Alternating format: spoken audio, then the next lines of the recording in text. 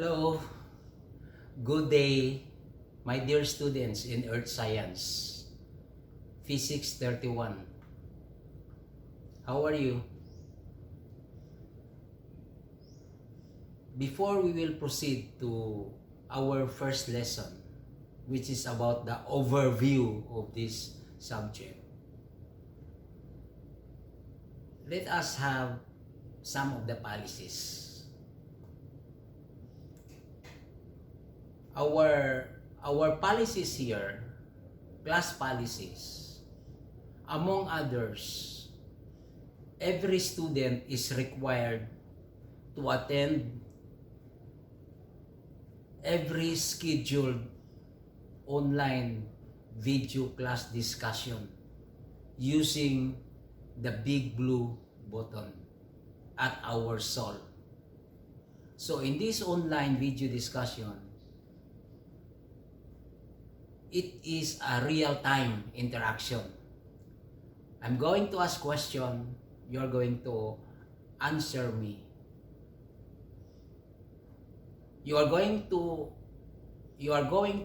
ask me a question, I'm going to answer you.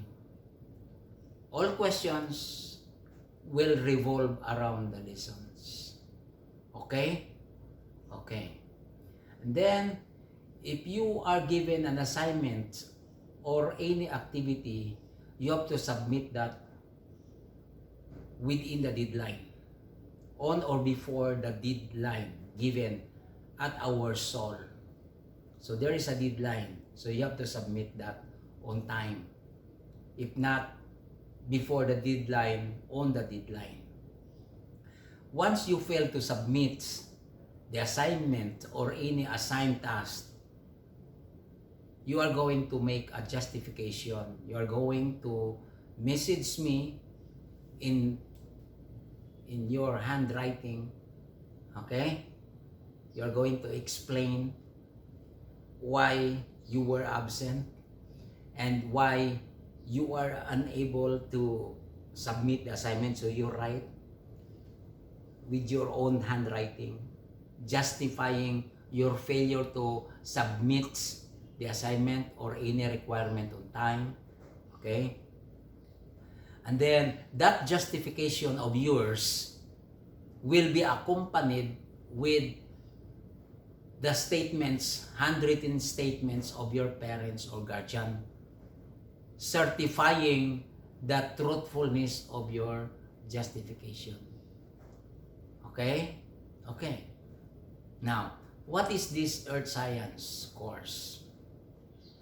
Earth Science course is actually composed of 4 disciplines.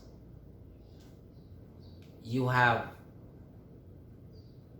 geology, meteorology, oceanography, and astronomy. This is how you are going to consider Earth Science. We are on the planet Earth. Our planet Earth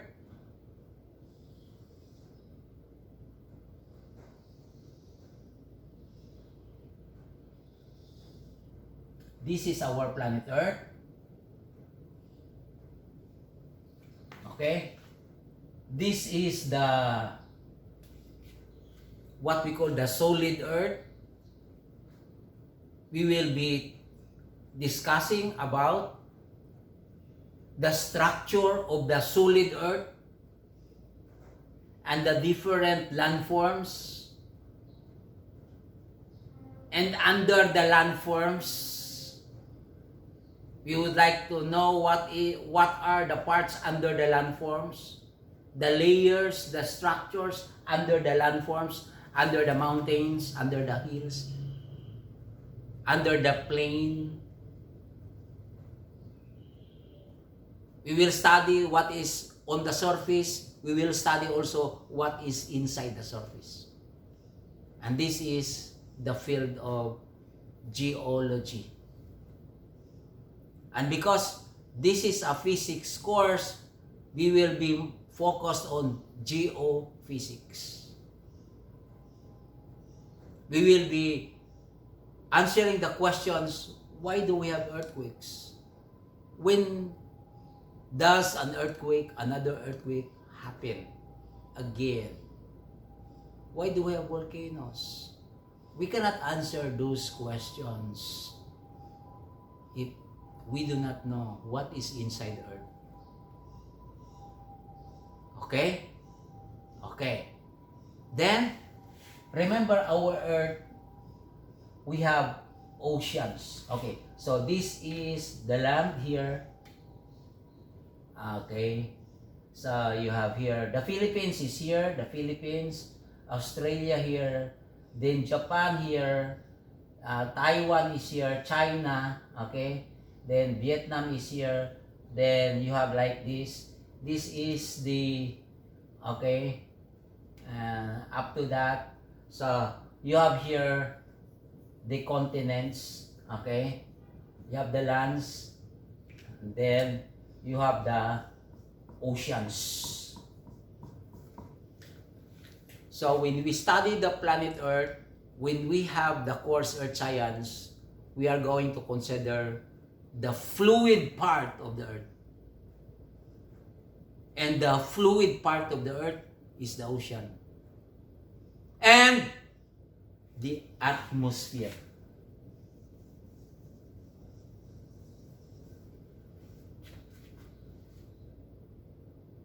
So you expect in this course that we will be trying to determine the characteristics, the physical behavior of the solid Earth. And then of the fluid Earth, the oceans and the atmosphere. The atmosphere composed of gases. The ocean, liquid. Liquid and gas are fluids. And so, in discussing the oceans and the atmosphere, we discuss them in tandem in the discipline we call meteorology and oceanography. So while we discuss weather systems refer to ITCC or the Intertropical Convergence Zone, the monsoons, the southwest monsoons, we call the Habagat, the northeast monsoon, we call the Amihan. These are weather systems to include also what we call the low pressure area, the high pressure area, the tropical depression, the tropical storm, typhoon. Okay. We will be discussing these weather systems to include also what we call the fronts, the cold front, the warm front, stationary fronts. These are also weather systems. And also, we will be discussing the instruments that will measure different weather systems. And also, we have to learn how to interpret satellite images, how to read weather maps. In reading weather maps, we need to know the symbols. What is the symbol of a cold front? What is the symbol of a monsoon? What is the symbol of a precipitation? So, weather map symbols. So, those are the things that we are going to include in our discussion of the fluid Earth. Fluid Earth referring to the oceans. How many oceans do we have? Of this number of oceans, which ocean is the widest and the deepest? What is that ocean? Okay. You have to answer that also. Okay. So, fluid Earth, the solid Earth. So, we talk on geophysics, geology, the physics of the Earth. Fluid Earth, the ocean and the atmosphere. Remember that weather systems happen because of the oceans and the atmosphere. Low pressure area, typhoon do not start. They do not start on lands or at the top of the mountain. They do not start in the residential areas, the typhoon or low pressure area. This low pressure area, the typhoon, the monsoons, they always start at the ocean. The ocean is a factory of typhoons, low pressure areas. So when we discuss weather systems, we discuss about the atmosphere and the oceans. Okay, so there are now 3 disciplines: geology, oceanography, meteorology, and the third, for earth science, astronomy. The earth is not alone. The earth has neighbors. Immediate neighbors of the earth are the planets, the asteroids, the comets in the solar system, to include the sun. The biggest, the largest neighbor of the planet Earth. So we need to know the different neighbors of the planet Earth. The biggest, the sun. So, earth science is composed of 4 disciplines: geology, oceanography, meteorology, and astronomy. Those 4 will be dealt with in your course Physics 31. Our class will start at 1:30 and ends at 4 o'clock every Tuesday and Friday. Do not forget your schedule. Okay? So next meeting, we will have the video discussion, online, real-time, online, video discussion, interaction. Do not be absent. Okay? Do you get that? What textbook are we going to use? Well, because you cannot go to the library, I will be sending you some reading materials. So these reading materials, you are going to read this one, and this will serve also as your sources of your answers during exam.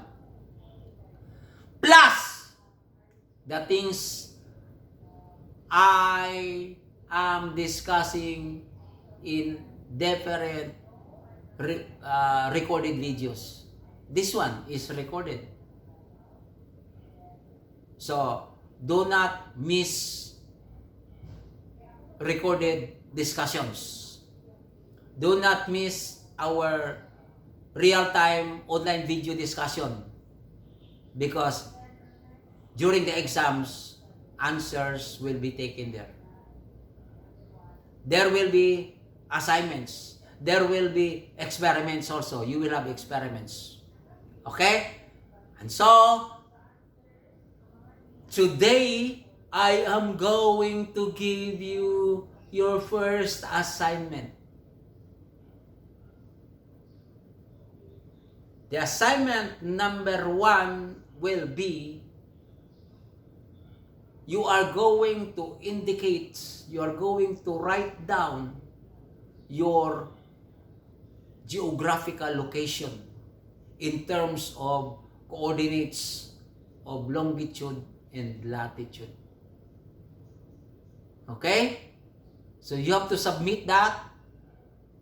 I need to have that tomorrow. Tomorrow.